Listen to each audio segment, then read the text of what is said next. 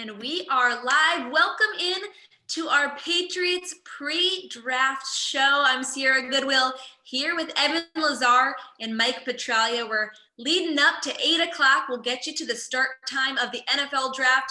We all need this right now, a sporting event finally to look forward to. Guys, what's your latest buzz that you're hearing about this draft, and what are you most looking forward to tonight? Well, I think the draft starts at 3, right? It pretty much locked in now at this point that the Bengals are taking Joe Burrow. At number 2, the Redskins will take Chase Young. So the draft really starts at 3 with the Detroit Lions, who have been actively trying to move that pick, but just can't seem to get the right kind of package back from a team as of right now. So we'll see if they end up moving the pick in the next hour, but that's really where the fireworks start. No one really knows where the Lions are going at number 3. Supposedly Matt Patricia and Bob Quinn have differing opinions on who they should take at that spot. So a trade back is a big possibility for the Lions. The NFL draft 2020 starts for me at number 5. What are the Miami Dolphins going to do? Are they going to take their quarterback? Who is it going to be? Was all of the pre-draft free fall for Tua Tagovailoa really deserved, or were they just smokescreens? And are the Miami Dolphins going to take Tua after all? Are they going to take a quarterback? Are they going to try to move up and get their man? That's really what I'm keeping an eye on. Absolutely. All throughout our pre-draft show, feel free to drop in a question in our live stream here on YouTube. I'll also be taking questions on Twitter that I can check over here. But guys, the Patriots have the 23rd pick. We know this.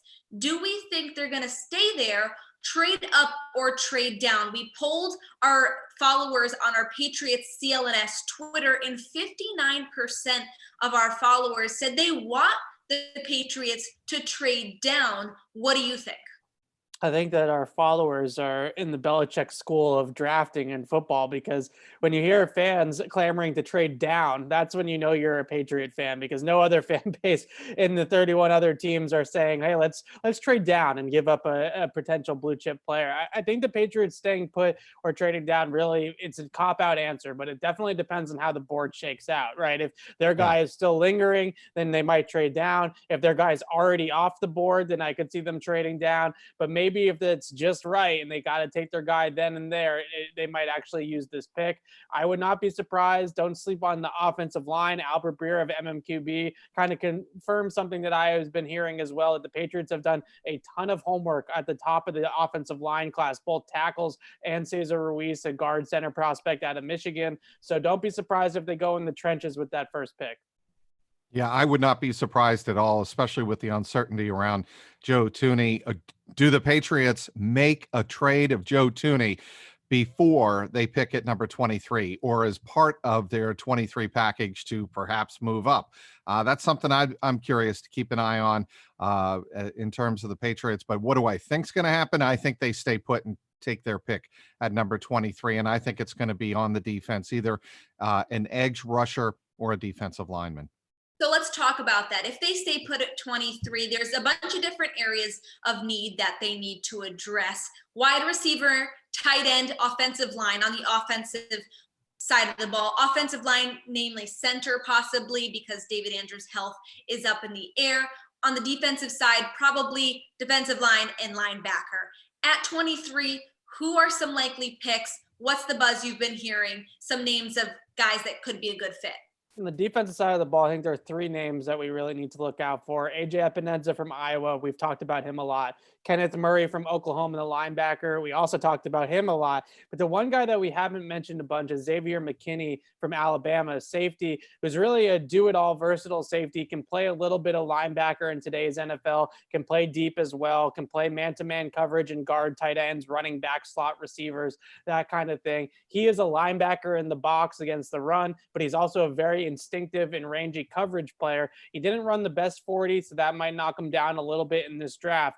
But I would look for the defensive side of the ball or the offensive line. I would be pretty shocked if we saw a pick outside of those 2 kind of groupings right there.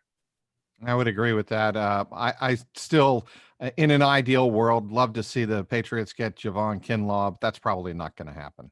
No. And obviously, I guess Patriots fans don't want to see the Patriots trade up, but are there players in your mind where if they begin to slide, it could motivate Belichick to make a move and trade up in this draft? Is there someone that you think is the Patriots guy?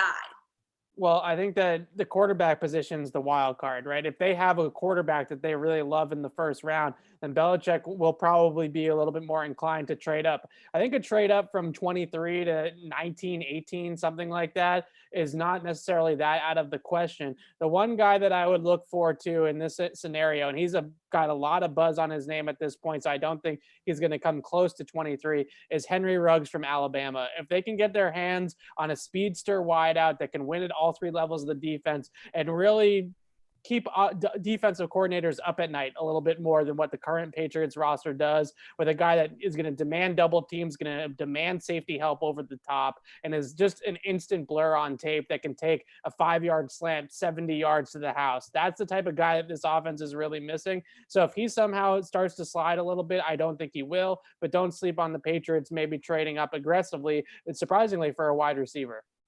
I know this will probably drive Evan crazy, and no, it's not a back take. Nope. You're getting ahead of me, Evan.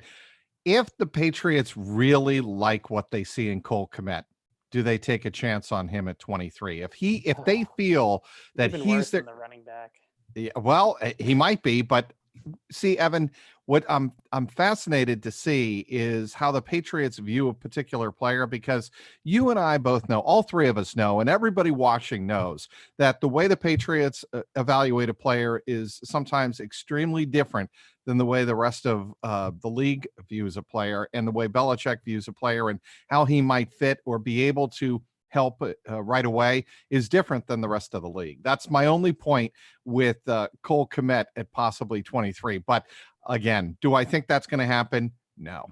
He has gotten some buzz, Cole Kmet, as a kind of a late push here that he might be a first round pick, because he is pretty much the consensus tight end one. I don't think there is a first round pick at the tight end position, but he's certainly getting some of that attention as really the only option at that spot. I like Cole Kmet. I think he's a decent prospect. I just don't think he's a first round pick talent. I think that you're going to pass on a lot better players at 23 or even a little bit later in the first round, a lot more talented players at their position than what Cole Kmet is going to be at his position. If the Patriots go Cole Kmet, I don't want to hear that they pick the best player on their board. That's all I'm saying. That's just don't sell us that song and dance that he was the number one rated player on your board, because there's no way. By the way, do we all agree that if the Patriots take an offensive lineman in the first round, they are trading Joe Thuney? Do you think that one leads to another? If it's a tackle, I'm not as sure as so much as if it's an interior guy. Josh Jones out of Houston seems like a Patriot type tackle, a little bit longer and just kind of more of your typical left tackle build than what they have with Isaiah Wynn. So it does have a domino effect, though, because they could draft a guy like Josh Jones and then kick Wynn inside to left guard after they trade Joe Thuney. That might be sort of the thought process there. But Jones is a guy that's been on the Patriots radar all the way back to the Senior Bowl, and he's kind of the fifth tackle in this big four draft that could go in that 20 to 25 range. And no one really knows what the Miami Dolphins are going to do. There's been a lot of conflicting reports. Is Tua Tagovailoa their guy, or is it Herbert? How far would Tua need to slide down in this first round for, you think, the Patriots to possibly make a move to trade up to grab him? Obviously, with that hip injury, it's taking a chance, but the ceiling is really high. The potential for be drafting the next great quarterback is absolutely there, but who's going to take a risk, or is he going to be off the board top 5? It's really a toss-up, but what would need to happen for you for him to land in the Patriots' lap? I think for him to land in the Patriots' lap is going to be the medicals, right? But for him to actually get drafted by Bill Belichick, it's going to have to be an incredible report from friend Nick Saban. I mean, we're talking about Nick Saban's going to have to gush about this guy because he just doesn't check enough Patriots boxes. The one thing that Trax can attest to this, more than me, consistency and durability is number one on Bill Belichick's list above anything else. Being available every single week to your team is more important than Bill Belichick in many ways than being the most talented player. And that's going to be a big part of Tua's evaluation for the Patriots is two things. One, the injury history and just overall durability in the future. But number two, he's only 6 feet, 217 pounds. So he falls well below their typical quarterback thresholds as in terms of height and weight, on top of the fact that he's not very durable. So there's just not a ton of boxes that he really checks for the Patriots, besides the fact that he's an extremely accurate passer and he's just instinctively and just you can see a natural for the position when you watch him play. But from a size measurable standpoint, from a durability standpoint, he's not their type of guy. Here's why I don't think the Patriots move up, Sierra, and get Tua. That is because by Belichick's own admission, and I thought this was interesting in his pre-draft conference call with us last week, he said this is a pretty reasonably deep quarterback class, some interesting prospects in that group. And the way I take that is that Belichick likes this quarterback class, and I don't think if he thinks there's a quarterback at proper value in the third or fourth round available, it's worth moving up and trading draft capital to move up and get a guy that's injury prone. So the other obvious Nick Saban connection in this draft with regard to the quarterback is Jalen Hurts out of Oklahoma. I think there's more buzz around Jalen Hurts than there is Tua. Like you just said, it was really interesting in Bill Belichick's pre-draft conference call because he mentioned for 20 years, they've made all of their draft choices based around Tom Brady. What makes Tom Brady's life the best, the easiest in New England? Now, there's that huge question mark because is it Jarrett Stidham? Is it Brian Hoyer? Or is it someone they're about to draft tonight? We don't know. So when will the Patriots, in your estimation, address those needs at quarterback? And who are some potential options that you think are likely? We're not talking high flyers like the Herberts and the Tuas. Likely options for the Patriots at quarterback.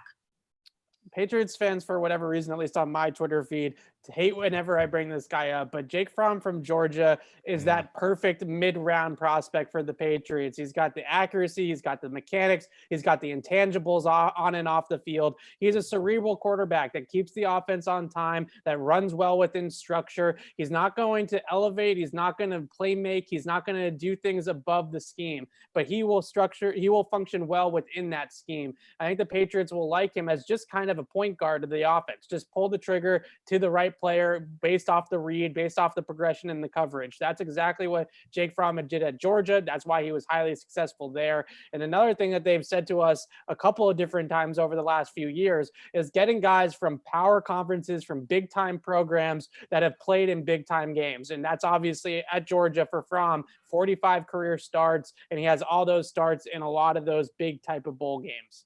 Kirby Smart, that's another huge factor in all of this. If Belichick and Josh McDaniels were to go in that direction, obviously Belichick has not quite the lengthy and close relationship with Kirby Smart that he has with Nick Saban, but it's still a very embedded one in which I think he trusts him very, very much. Obviously, you're talking about a school that has produced the starting tailback for the Patriots, arguably, in Sony Michel, and you're starting left tackle in Isaiah Wynn, or a starting offensive lineman in Isaiah Wynn. So the Kirby Smart factor certainly can't be discounted. Yeah, and a lot of people also, just quickly on Fromm, have discounted him as a Patriot target. I saw somebody in our feed there on YouTube talking about his hand size. Well, guess who has really small hands too? Jarrett Stidham. Yeah, and Jarrett you know who Stidham has 9-inch hands as well, 16th percentile in hand size. So I don't think hand size is going to be the reason why the Patriots don't draft Fromm. I'm going to give you one more name with incredibly small hands: Joe Burrow, the likely number one overall pick. True. With a 9. He had some jokes about that one after the combine. It was great. Yes, he did. Feel free to keep asking your questions, dropping them in our YouTube chat. We've got a couple people now mentioning the center Ruiz as a possible pick for the Patriots at number 23. I think ESPN just came out with their final minute mock draft and had the Patriots going with a center at number 23. Do you think that's likely? And is that all surrounding the uncertainty with David Andrews' health? Because we all know the lung blood clot issue that he dealt with that landed him on IR this past season. He also can play a little bit of guard, Ruiz, as well. He played guard in the 2018 season, so he could back up or replace Joe Thuney or David Andrews at both of those spots. The one thing that you watch with Ruiz, he's not necessarily a people mover, right? He's not a big-time blocker that's going to blow people over like Shaq Mason, for example.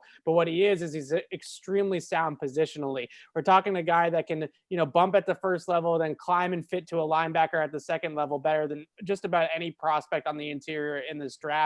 He also has great snap to first step reaction. So he snaps the ball and he's off the chain right away. That thing, it's really kind of impressive to watch how quickly he gets out of his stance and into his block. That's certainly something that pops off right away on the tape when you watch him. So he's got the versatility to play all three all three interior spots. He can certainly play center. He also got a ton of credit from that Michigan staff for his kind of leadership on and off the field in terms of calling protections at the line of scrimmage, calling out blitzes in different fronts and things like that. So he's got that kind of, savviness or veteran savviness to him in terms of what's between the ears as well. So he's an ideal center prospect, guard prospect, interior prospect for any team. Really he's the consensus number one interior player in this draft. And I think it would be a smart pick and a very sound pick for the Patriots for a guy that would probably be their starting guard or center for the next 10 years. And you really wouldn't have to think about it. He doesn't play like Logan Mankins, but it would remind me of the Logan Mankins pick where you just take the guy because he's just the best player available on your board. And you know that he's going to be your guard or center or whatever for a very, very long time. And he's versatile. I mean, Evan, I think that is the key to elevating him to a first round status in the Patriots' eyes. If they indeed wind up going that way, I think the fact that he can play multiple positions and has played in a conference where running the ball is still a big deal, I think that matters to Bill Belichick. And, the fact that he played in the Big Ten and was such a force there. And that the fact that David Andrews showed that he could be a very effective center and not be huge and not necessarily, I don't think people would consider David Andrews a people mover. And correct me if I'm wrong, Evan, but I think, in the kind of the mold of those 1990s Denver Broncos offensive linemen who were quicker than they were bigger. Yeah, Andrews is definitely more of a faster, athletic type of center prospect, or center at this point, not a prospect. But with Ruiz, he is a little bit undersized. That's, maybe the only thing that you can look at for an interior player, especially 6'3", 307, believe it or not, by NFL standards, is a little bit undersized. But at the same time, I think the positional value of what he can do in terms of just being in the right spots and turning guys out of gaps and really having that explosiveness in his lower half to get off the ball and get into engagements extremely quickly with good leverage, that allows him to move guys even though he's not necessarily the biggest or the strongest at that position. And I also think that really don't sell short what's between the ears with this guy. He really took a Michigan offensive line and you watch them play and that group is in order, in line, doing exactly what they're supposed to be doing on every single snap, and that starts with the center. We all know Bill Belichick likes cerebral players, so definitely keep an eye out for Ruiz. But let's move on to the wide receiver position because obviously huge position of need in this draft. Whether or not they take one in the first round for the second year in a row seems unlikely for Belichick, but you never know what's going to happen. We have a question here in our comments. Says, with the signing of Marquise Lee, what are the chances of the Patriots drafting Mims, Claypool, or even Pittman? He says he likes the Pats to draft any one of them. We talked about this a little bit in our 6 o'clock Q&A. The Lee pick, probably no correlation with what the Patriots are going to do tonight. I hope not, at least. Yeah. You can't really count on Marquise Lee to do anything for them. He's coming off of 2 major injuries, really hasn't had NFL production in a couple of years. Out of that group, Denzel Mims is my highest rated player out of those 3, but he's a little bit of a linear athlete. He's extremely explosive, and he's got the ability to take the top off the defense, and he can also stop on a dime and make some things happen and comebacks and hitches and stuff like that. And he's got an immense catch radius, 6'3", and can really go above the rim and catch balls all over the place outside of his frame. But that being said, I think that Pittman is a little bit better of a fit for them just because he's a little bit more free in his hips. He's got a little bit faster feet. I think Pittman's a great X receiver option for the Patriots. He gets labeled as like a jump ball contested catch guy because he's 6'4", and a lot of his highlights are him just, going up and postering 3 guys and catching balls over multiple defensive backs. But when you watch his tape and really break it down snap by snap, it's the intermediate level passing game that he really thrives in. He has that ability to find soft spots in zones, get open and underneath in intermediate routes like slants and digs and things like that. So I think that he's a really nice fit on the outside for them that can hold down the X spot permanently and allow them to move N'Keal Harry around a little bit more and have some more freedom for where he lines up.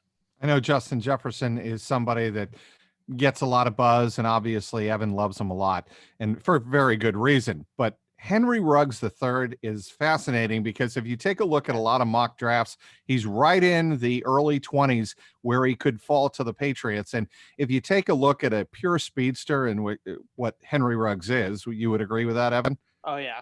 Pure speedster. That would 4.28 doesn't get much faster than that. No, it does not. And he would generate a lot of excitement for Patriots fans. I'm clearly not saying that the Patriots ever draft based on, we need this guy on the field to put fannies in the seats. That's not my point, but he would be a player that I think would generate a lot of excitement because of his game-breaking speed. And, maybe the Patriots come down to having to choose between a guy like Henry Ruggs or Cesar Ruiz.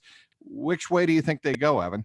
I would think they go with the offensive lineman, especially going after a wide receiver in the first round last year. But at the same time, Ruggs is the type of guy that really just changes the equation. It reshuffles the cards for the Patriots, where defensive coordinators and opposing head coaches are going to have to game plan for him every single week. There's one play against South Carolina last year, a slant that Ruggs took to the house from about 70 yards out, where the Alabama, next gen guys or whatever clocked him at over 24 miles an hour. It was by far the fastest I've ever seen somebody run on tape. I mean, it was insane. He pulled away from the entire defense like it was absolutely nothing, like they were all standing still, and he ran into the end zone and nobody was in 30 yards of him. He's got that kind of game-breaking speed where if he gets an angle, he is gone, and if you have an angle, he's running right through it anyways.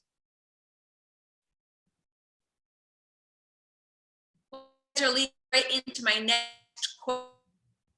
Talk about positional needs aside, our irrational connection to a player that we just hope Patriots first.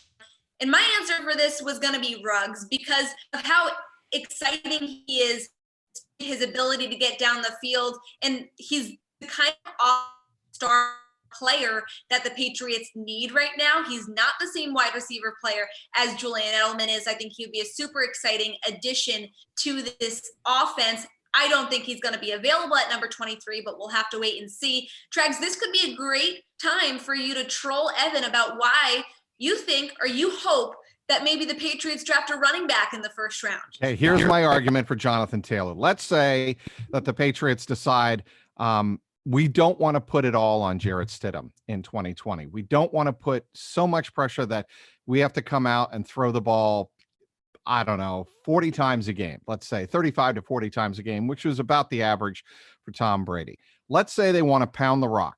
And let's say that they feel like the right side of their offensive line with Shaq, Mason, and Marcus Cannon, assuming he's healthy, is the way to go. If that's the case, then why not get a guy like Jonathan Taylor if he's available and just beat the hell out of the opposing defensive line and the opposing defense, play ball control and limit the exposure of your defense, which is getting a little bit longer in the tooth, and play more complementary football. One thing I thought was not made a point of enough last year in the second half of the season, Patriots did not play very good complementary football. And I think they exposed their defense too much. And that in part is why I thought the defense really kind of failed them in the Miami Dolphins game in week 17. But I could be sold on having 3-4 feature backs if they all serve different roles. And if you're telling me Jonathan Taylor's on the board and they decide to take him, I would buy it. Okay, well, let me respond to you with this. Okay. First of all, Jonathan Taylor is my top running back in the draft. So if they take him, they've got a really good football player. But if you want to score 17 points a game, then you can take another running back and run the ball 40 times. That's fine with me. But for me, I need to throw the ball a little bit to win football games. I think we all figured that out at some point in time. Even last season in the playoffs, the Niners, they figured out that the hard way that eventually you got to put the game in your quarterback's hands and be able to win the football game through the air. So I am going with Sierra too. I think Henry Ruggs is the guy that if you could have anybody in this draft for New England, it would be him. And I think the main reason why is that I love CeeDee Lamb and Jerry Jeudy also, but Ruggs, like I said, he's the type of guy that keeps defensive coordinators up at night. He's the one that needs safety help over the top, that needs a double team, that needs the top cornerback, that needs the guy to really be able to limit what he can do because he can just go one play. That's the problem with running the football, is that if you want to be a running football team, you need to be able to run it well 10 times in one drive, 11 times in one drive. But that's what Jonathan Taylor could do for you. Right. But if you give me Henry Ruggs, then I got one play and I just got in the end zone. It's the same situation of why the Chiefs have Tyreek Hill and why that's so explosive and why that went further in the playoffs than Baltimore and Lamar Jackson did. But Evan, you've also got arguably the most dynamic quarterback in football running their offense. I mean, that you do, but you also have one of the most dynamic wide receivers in the NFL that can, on one play, can change the complexion. Take the cover off the top of the defense. I buy that. 5 minutes left until draft. The 2020 NFL draft begins. So, guys, let's get some bold predictions out here. They can be Patriots related, or they can just be first round overall related. Your bold prediction, what's going to shock us tonight when this draft begins? Evan? I'd say that Jordan Love, I think he'll be a first round pick, but he's going to go late. I think it's somewhere in the late 20s, early 30s, maybe even a situation similar to like Lamar Jackson a few years ago, where a team trades back up to 31 or 32 and gets the quarterback before day 2 begins. I could see something like that happening with Jordan Love because there's a lot more buzz for Love, it seems, among us internet scouts than there is the real scouts in the NFL. The league seems a little bit lower on him at times than the internet and us fans and us reporters do. So I think that there's a little bit of a disconnect there with Jordan Love. My bold prediction is the Patriots are going to have their pick of an elite speedster wide receiver, a stud offensive lineman, or Jonathan Taylor at number 23. Well, they're definitely going to have a pick of Jonathan Taylor because nobody's taken him before 23. So that's my bold prediction. I think Jordan Love's going to be off the board. I don't think the Patriots are going to have a shot at him. I actually think he's going to go probably in the top 17, maybe the top 20 to be sure. I doubt he gets to 23.